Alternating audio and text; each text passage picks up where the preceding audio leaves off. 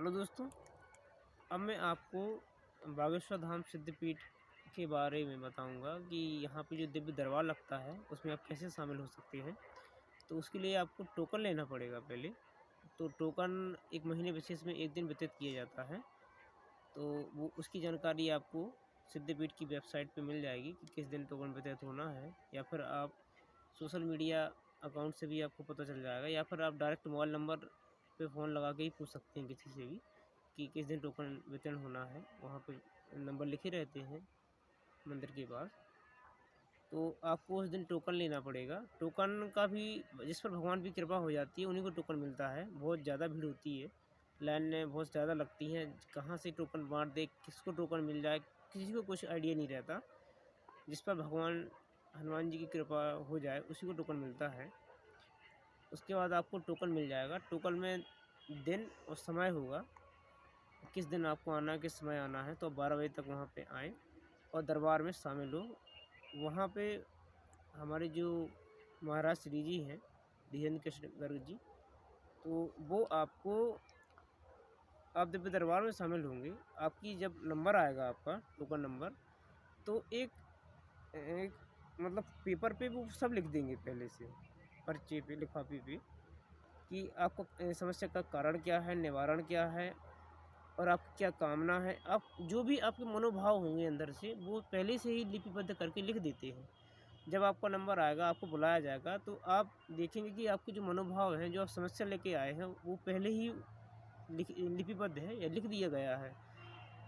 तो ये भगवान हनुमान जी की विशेष कृपा है, और महाराज जी श्री जी की कृपा से लोग जब उसको देखते हैं तो अचंभित हो जाते हैं, आश्चर्यचकित हो जाते हैं। एक अलौकिक आनंद, एक अलौकिक चीज़ों का अनुभव करते हैं कि जो है मनोभाव है वो एकदम से हमें बिना बताए कैसे सामने वाले को पता चल गए।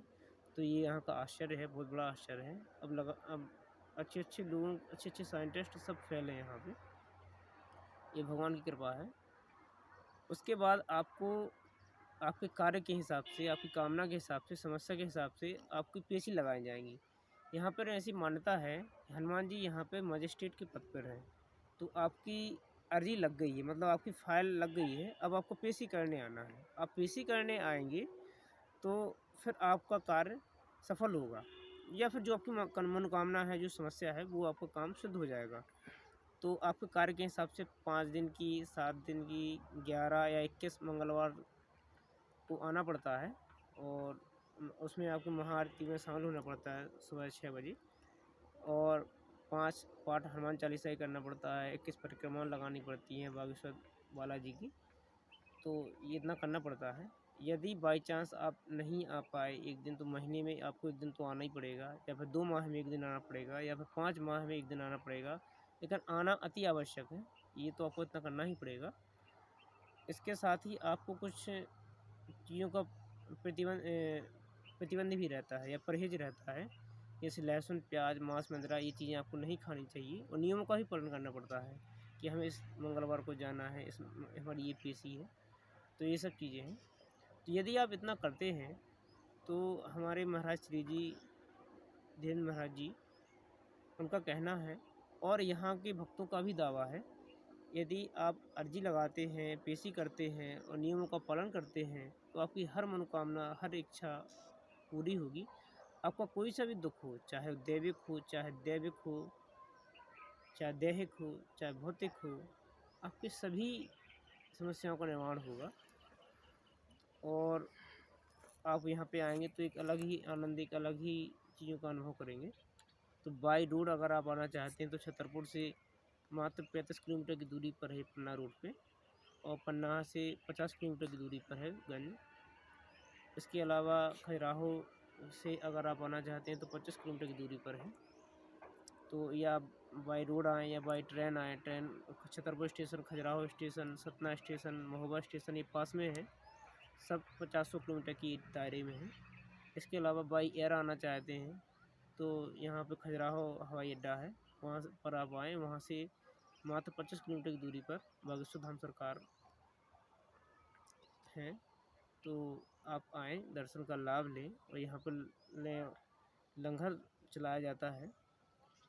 29 फरवरी 2019 से हर दिन लंगर महाप्रसाद के रूप में वितरित किया जाता है। सभी को प्रसाद वितरण करते हैं, लंगर चलाया जाता है। तो प्रसाद लें, आनंद लें। यहाँ पर रुकने का, खाने का, दर्शन करने का कोई चार्ज नहीं है, निःशुल्क है सब। भक्त यहाँ आएँ और अपनी मनोकामना पूर्ण करें। तो ये छोटा-सा एक दिव्य दरबार के बारे में एक छोटा-सा विस्तार से मैंने बताया है। लेकिन वहाँ पे जो चीज़ें या फिर जो भी घटनाएँ घटती हैं या फिर जो भी आश्चर्य होते हैं, वो उन्हें शब्दों में व्याख्या नहीं कर सकते, क्योंकि ये लौकिक होते हैं, व्याख्या के बाहर होते हैं। हमें नहीं पता कि ये कैसे चमत्कार होते हैं। बस जो चमत्कार होते हैं उन्हीं के आधार पे हमने तो एक छोटा-सा आपको एक परिचय दिया है दिव्य दरबार के बारे में। तो आप एक बार बागेश्वर धाम ज़रूर आएँ बागेश्वर धाम सरकार ज़रूर आएँ और दर्शनों का लाभ लें बालाजी के और अपनी मनोकामना पूर्ण करें। इन्हीं शब्दों के साथ साथियों को नमस्कार।